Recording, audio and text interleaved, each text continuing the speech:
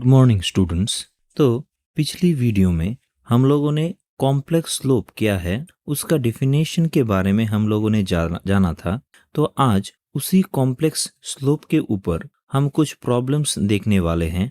तो आज का पहला प्रॉब्लम है, if a point z1 is the reflection of the point z2 through the line bz plus bz b bar z plus c। मतलब ये एक स्ट्रेट लाइन है अर्गन प्लेन पर, in the Argand plane, then b bar z2 plus b z1 bar equals to what. मतलब एक picture पहले draw कर लेते हैं।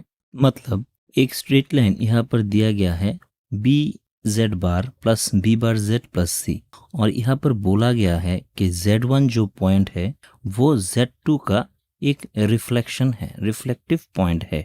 तो आप लोगों को इन केस में b bar z2 plus b z1 बार इसका वैल्यू क्या आएगा ये निकालना है। तो since z1 is reflective point of z2, तो यहाँ पर rp इक्वल्स टू rq होगा, क्योंकि फिजिक्स के एक लॉ में हम लोग जानते हैं कि अगर हम लोग किसी एक वाटर के सरफेस को हम एक प्लेन की तरह कंसीडर करें तो, और यहाँ पर समझ लेते हैं यहाँ पर सन है, तो यहाँ पर इसकी जो दूरी होगी ठीक सेम डिस्टेंस में यहाँ पर इसका इमेज क्रिएट होगा। मतलब इसको अगर पी आर दे दे और इसको क्यू दे दे तो यहाँ से P R equals to R Q होगा। वही लॉ यहाँ पर अप्लाई हुआ है। तो यहाँ से हम लोग बोल सकते हैं कि आर जो होगा, R is the middle point of P Q. तो आर का जो कोऑर्डिनेट होगा, कोऑर्डिनेट ऑफ आर का क्या होगा, z1 प्लस z2 बाई 2। अब ये z1 z2 जो पॉइंट निकल के आया, वो ये जो स्ट्रेट लाइन है b z bar plus b bar z plus c इस पे लाई करता है।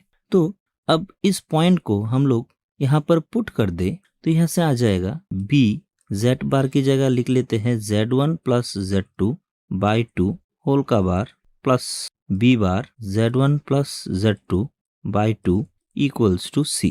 तो यहाँ से हम लोग लिख सकते हैं b z1 bar plus b z2 बार plus b bar z1 plus b bar z2, और 2 को यहाँ से ले जाते हैं, हो जाएगा 2c ऐसे करके। अब यहाँ से दिया गया है कि pq जो होगा वो qr pq से सेम डिस्टेंस पर है। अब आप लोग देखिए यहाँ पर pq और ये जो लाइन हम लोग ए बी कंसीडर कर लेते हैं। अब यहाँ पर दिया गया है कि जो पी z1 है वो z2 का रिफ्लेक्टिव पॉइंट है, और रिफ्लेक्शन में हम लोग जो लाइन ये आता है बाइसेक्टर लाइन, वो हमेशा 90 डिग्री करके ही आता है।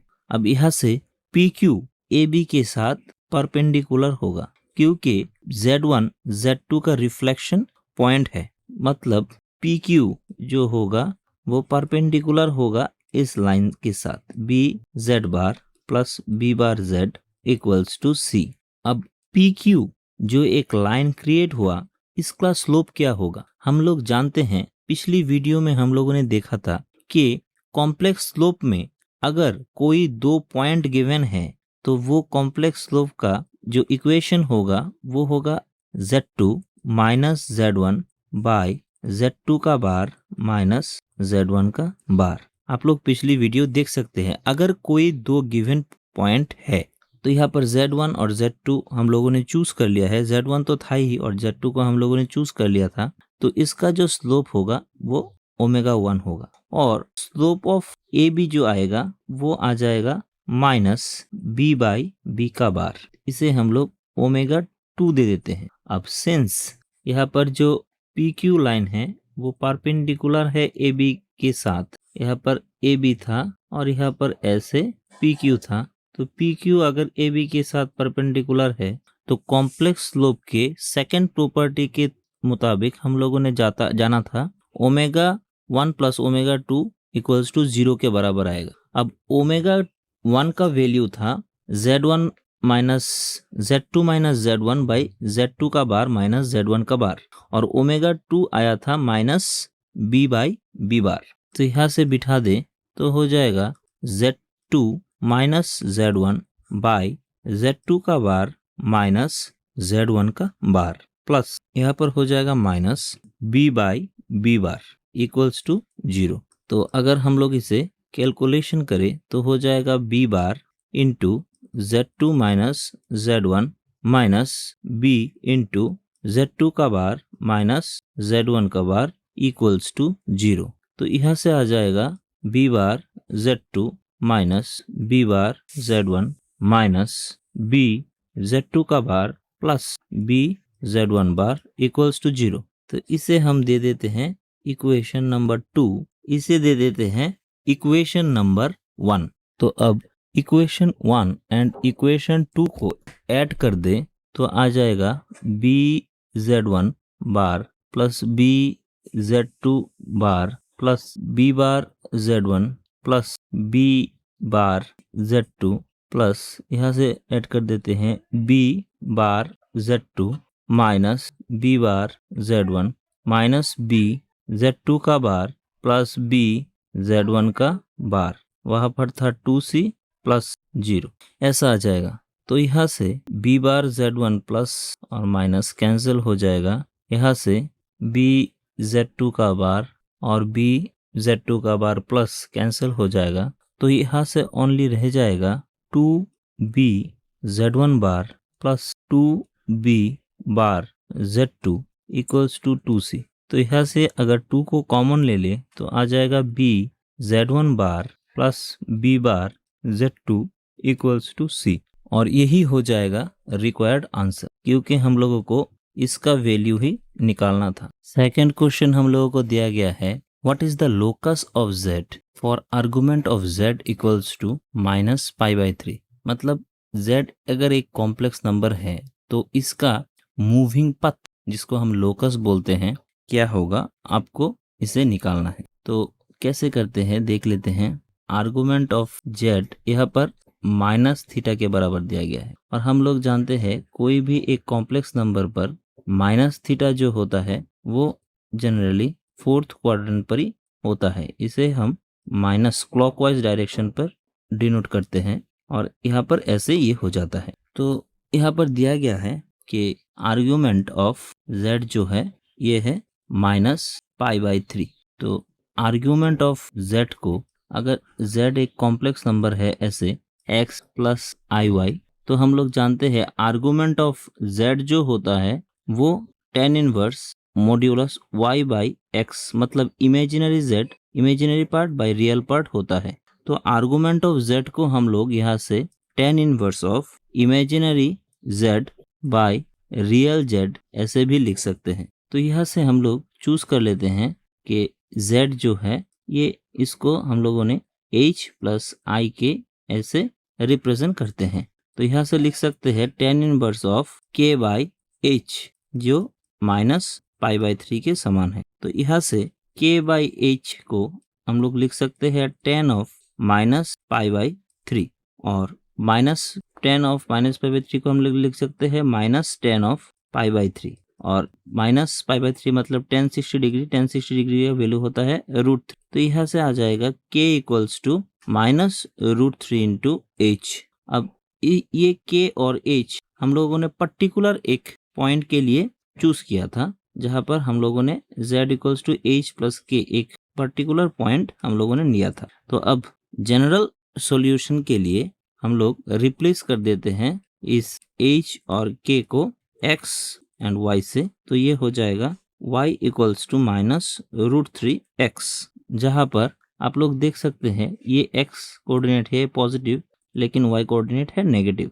तो जहां पर X ग्रेटर देन 0 हो जाएगा और Y लेस देन 0 हो जाएगा। तो यही होगा रिक्वायर्ड स्ट्रेट लाइन का इक्वेशन और लोकस ऑफ Z, जिसे हम ऐसे डिनोट करते हैं। तो क्वेश्चन नंबर 3 दिया गया है if ω1 and ω2 are two complex loop of any two line in argand plane, और ये दो स्ट्रेट लाइन मेक π/4 एंगल करता है एक दूसरे के साथ, then show that ω1 equals to plus minus ω2। तो पहले पिक्चर ड्रॉ कर लेते हैं। तो पिक्चर ड्रॉ हो गया। मान लेते हैं यहाँ पर दो स्ट्रेट लाइन दिया गया है, जिसे हम लोग Z1 Z2 और Z3 Z4 ऐसे हम लोग डिनोट कर लेते हैं। और यहाँ पर दिया गया है कि ये दोनों स्ट्रेट लाइन एक दूसरे के साथ π/4 एंगल क्रिएट करता है, तो इसे हम ऐसे π/4 दे देते हैं। तो Z1 Z2 का स्लोप जो स्ट्रेट लाइन आएगा उसका स्लोप मान लेते हैं ω1 है, और इसे हम लोग डिनोट करते हैं Z1 2 पॉइंट अगर दिया गया हो तो ऐसे डिनोट करते हैं Z1/Z2 माइनस Z1 बार बाय Z2 का बार। और अब Z3 Z4 का जो स्ट्रेट लाइन है उसका स्लोप मान लेते हैं ω2 है, तो इसे हम लोग Z3 minus Z4 by Z3 bar minus Z4 bar ऐसे डिनोट कर लेते हैं। सिंस ये दो स्ट्रेट लाइन π/2 एंगल एक दूसरे के साथ क्रिएट करते हैं,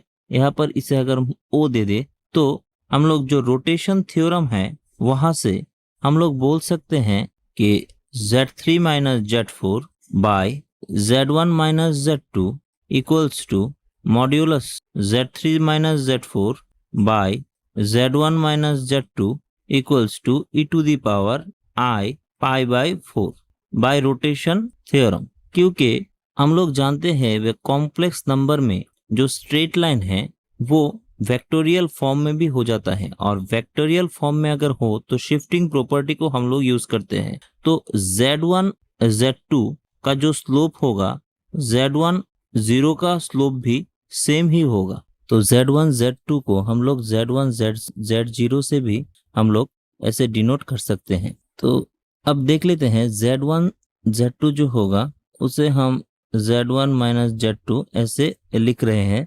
तो देखते हैं Z1 Z2 जो स्ट्रेट लाइन है वो एंटी क्लॉकवाइज घूमकर Z3 Z4 पर आता है, तो इसलिए हम लोगों ने इसे पॉजिटिव दिया है e⁻i π/4। तो इसको हम लोग मान लेते हैं लैम्डा, कोई एक नंबर। तो यहाँ से हम लोग लिख सकते हैं कि Z3 minus Z4 by Z1 minus Z2 equals to lambda into e⁻i π/4। अब इस पूरे का हम लोग कॉन्जुगेट ले लें Z3 minus Z4 by Z1 minus Z2, इस पूरे का कॉन्जुगेट अगर ले ले तो ये भी e⁻i π/4 माइनस हो जाएगा, तो इसे हम लोग दे देते हैं 2। इक्वेशन 1 को हम लोग फिर से लिख सकते हैं Z3 minus Z4 equals to Z1 minus Z2 into lambda into e⁻i π/4, और इसको हम लोग लिख सकते हैं Z3 bar minus Z4 bar by Z1 bar minus Z2 bar by lambda into e⁻i π/4। इसको हम दे देते हैं 3 और इसको दे देते हैं 4। अब इक्वेशन 4 को अगर हम 3 से डिवाइड कर दें तो यहाँ से आ जाएगा Z3 minus Z4 by Z3 bar minus Z4 bar equals to Z1 minus Z2 by Z1 bar minus Z2 bar into e⁻i π/4 by e⁻i π/4। तो इसको हम लिख सकते हैं Z3 minus Z4 by Z3 bar minus Z4 bar equals to Z1 minus Z2 by Z1 bar minus Z2 bar into e⁻, इसको denominator को numerator में ले ले तो हो जाएगा e⁻ π/4 प्लस π/4 मतलब π/2, मतलब ये हो जाएगा Z1 minus Z2 by Z1 bar minus Z2 का बार इंटू e⁻i π/2, और e⁻i π/2 को हम लोग लिख सकते हैं cos π/2 plus i plus sin π/2।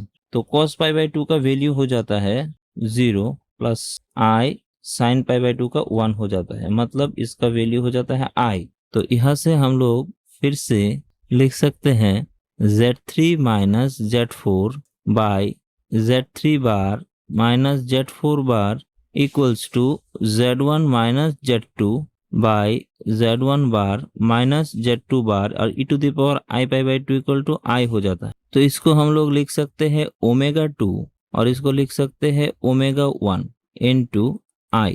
तो ओमेगा 1 को ऐसे लिखे तो आई को लेफ्ट हैंड साइड में ले जाए तो ये हो जाएगा 1/i ओमेगा 2, और 1/i को हम लोग लिख सकते हैं -i, क्योंकि 1/i ऊपर में एक दे दिया, नीचे हो जाएगा आई स्क्वायर के वैल्यू माइनस, इसलिए ये -i हो जाएगा। तो यहाँ से ये आया omega 1 equals to -i into omega 2।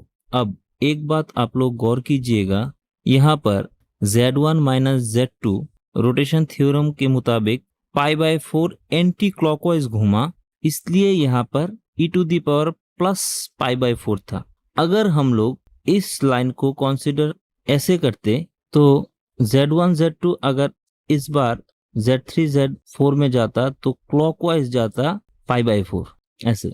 तो ऐसे केस में यहाँ पर जो रोटेशन थ्योरम है वो सेम ही रहता और इसमें -π/4 आ जाता। अगर ये -π/4 आ जाता तो ये पूरा माइनस माइनस ऐसे हो जाता, और इसका हम लोग कॉन्जुगेट करते तो ये हो जाता प्लस। तो अब प्लस ऐसे करते हुए ये भी हो जाता प्लस, ये हो जाता माइनस, ये भी हो जाता माइनस। तो ऐसे केस में ये हो जाता माइनस और ये हो जाता प्लस, ये पूरा हो जाता माइनस, और इसे हम लिख सकते थे माइनस। तो ये हो जाता माइनस, ये भी हो जाता माइनस, तो ये -i और ये हो जाता प्लस। तो ऐसे केस में ये प्लस आ जाता। तो अब हम लोग देख रहे हैं एक बार रोटेशन ऐसे करने से π/4 माइनस आता है, एक बार क्लॉकवाइज जाने से प्लस आता है। तो दोनों केस को अगर हम कंसीडर करें तो यहाँ से हम लोग लिख सकते हैं कि omega 1 equals to ± iota into omega 2। तो यही हमारा प्रूफ था, हैंस प्रूफ, ये प्रूफ हो गया।